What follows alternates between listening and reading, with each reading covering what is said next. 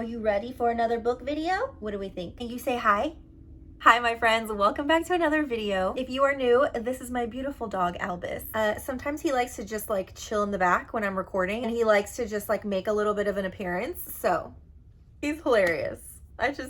I love him so much. But y'all, I can't even pick this up. We've got a lot of books. We got a lot of books to talk about. Here they all are. Woo! It just keeps going and going, girl. Let's put that down before I hurt somebody. I am so unbelievably excited about today's video because I am going to be talking about all the books that I have given 5 stars so far this year. So from January to June. It is currently June 5th, so it's officially middle of the year. And I actually got this video idea from another booktuber that I follow and love. Her name is Lindsay. I will link her channel down below, but I love her videos. I love her.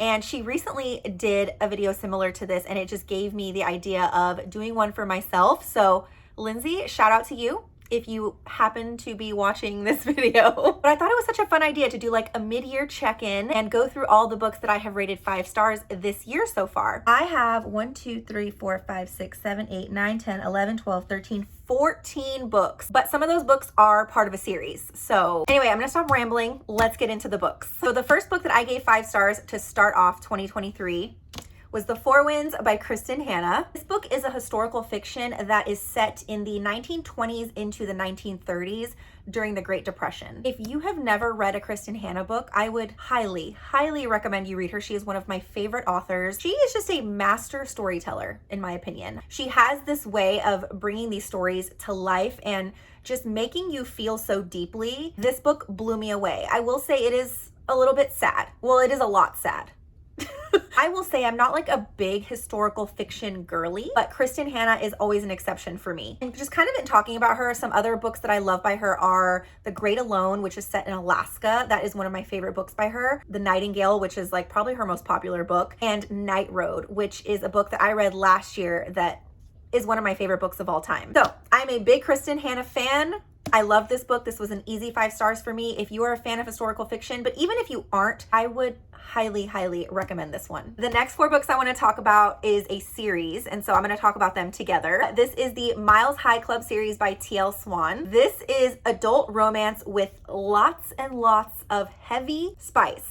Okay, if you do not like spice in books, then do not read these. These are some of my favorite books that I've ever read. Like, they are just so fun and so entertaining. Each book is about a different brother. So there's obviously 4 brothers, and they are billionaires who own a media company in New York City and also in London. These books are basically about their life and their relationships. In each book, you get to know each of the brothers very, very well. And obviously they are billionaires, so they live a very glamorous type of lifestyle. And in each book, there is obviously a love interest. The love interest in each of the books is like your quote unquote normal girl. And she comes into their life and just is kind of having to adjust to their lifestyle. But I just absolutely ate these books up. They are so fun. They're so entertaining. And even though they are heavy spice, I did still really love the storylines in each of these books. And I feel like there's lots of different life and relationship lessons that come out of these. If you just want like a really fun and good time, read this series, please. Oh my God, it is so good. The next 5-star read of the year was Archer's Voice by Mia Sheridan. This is a small town romance, but it is very deep and very meaningful. This is not like a cheesy rom-com or anything like that. This has a lot of depth, a lot of meaning. It is very emotional. Archer is the main male character in this book, and he's very quiet. He is to himself. He doesn't really talk to a lot of people in the town. He just kind of stays in his own lane. And then Bree comes along and kind of takes him out of his shell. And obviously you learn a lot about Archer. You learn a lot about Bree. They've both been through some traumatic things in their life, and they are also going through a healing process. They kind of help each other through that. And obviously you learn a lot about their relationship and their dynamics. And it is just a beautiful, beautiful story, and I loved every second of it. Next up, we have The Housemaid by Frida McFadden. This is a psychological thriller. The sequel to this is also really good. I didn't give that one 5 stars. That was more of a 4.5-star read for me. This one, oh my gosh, so good. So many twists, so many turns. This book is about Millie, who gets hired as a housemaid for a very rich, wealthy family, and she's sort of like a live-in nanny. So she does all the cooking, all the cleaning, all running the errands. When they show her to her room, she realizes that the door only locks from the outside. And so of course she's like this is weird.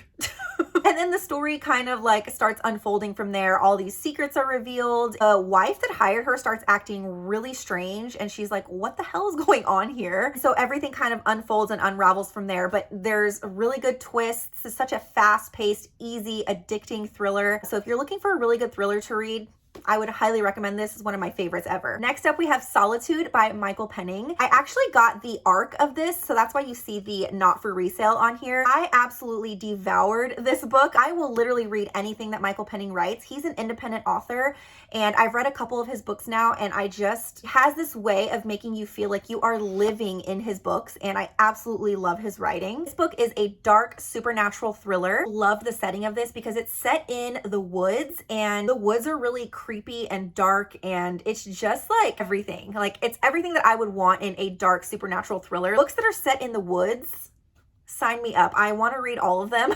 This book is about Megan, who's basically a forest ranger, and a girl goes missing in their town. And Megan suspects a certain someone in their community is responsible for this. And so she starts kind of digging into it. All of these secrets start being revealed, and about some other missing persons cases in their town. Setting, the storyline, the plot, the characters, the writing, just so, so good. All right, my next 5-star read is Does It Hurt by H.D. Carlton. Oh my God, y'all. This is one of my favorite books of the year.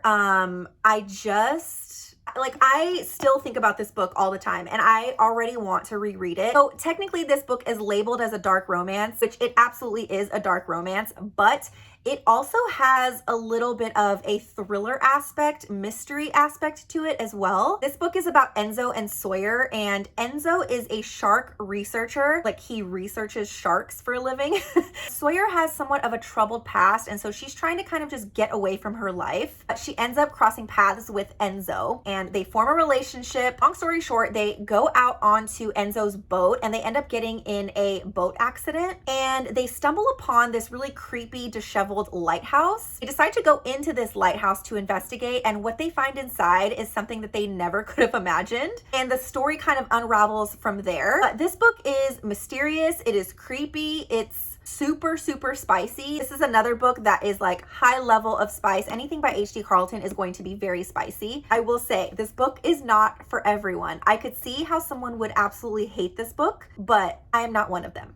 But I could also see how this book would be very triggering. So make sure if you are someone who needs to look up trigger warnings for books, absolutely look them up for this one, because there are some really dark and heavy topics in this one. All right, next up we have 4 more books, and these are also part of a series, none other than the Throne of Glass series. I am currently in the middle of reading the series right now, so I have not finished it yet. I am currently on the tandem read. I'm reading Empire of Storms and Tower of Dawn right now. So I don't know if those are going to be 5 stars. I probably won't finish those until the end of the month, because tandem read is a beast in itself. So I probably won't finish those for another few weeks. But so far, these are the books in the series that I have given 5 stars. Only one that is not included in this is Heir of Fire, because I really didn't love that book. I ended up giving that one 3.5 stars. That's why you see Heir of Fire up there by its little lonesome. It wasn't a horrible book. I just didn't love it. And I know so many people love Heir of Fire, and that's one of their favorites of the whole series, but I'm not one of them. Throne of Glass was so much fun. Selena is basically an assassin. She's the main character in this book. So in Throne of Glass, she has to go through all of these like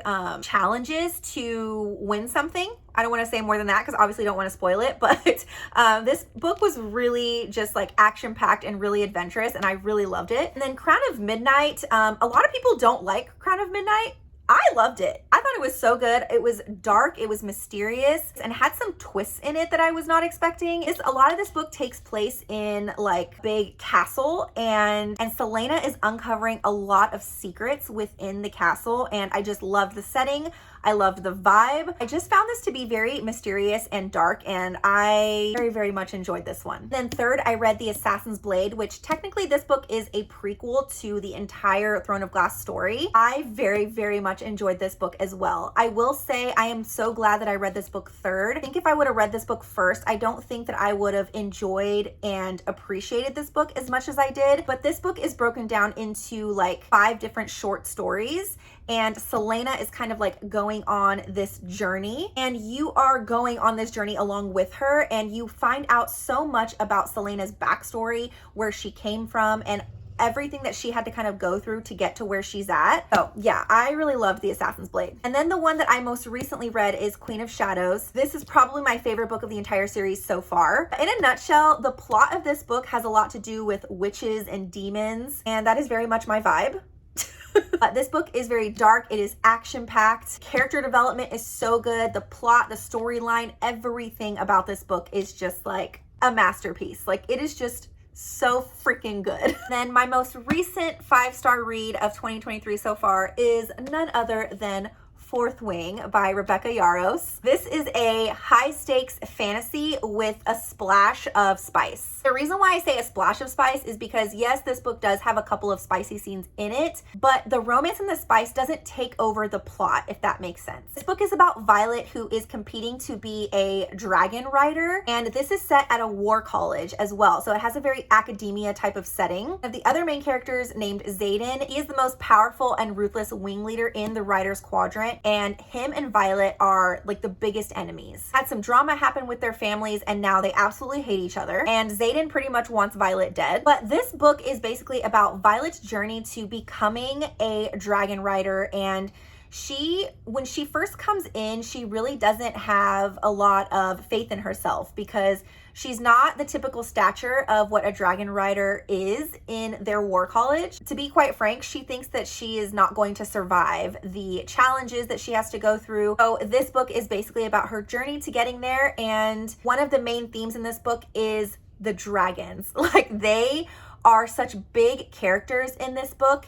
They have their own little like fun personalities, and I did not expect to go into this book like laughing, and there were so many funny parts in this, and I just felt very, very connected to all of the characters. Not only are the characters amazing, but the plot and the storyline and the setting, everything about this book is just so freaking good.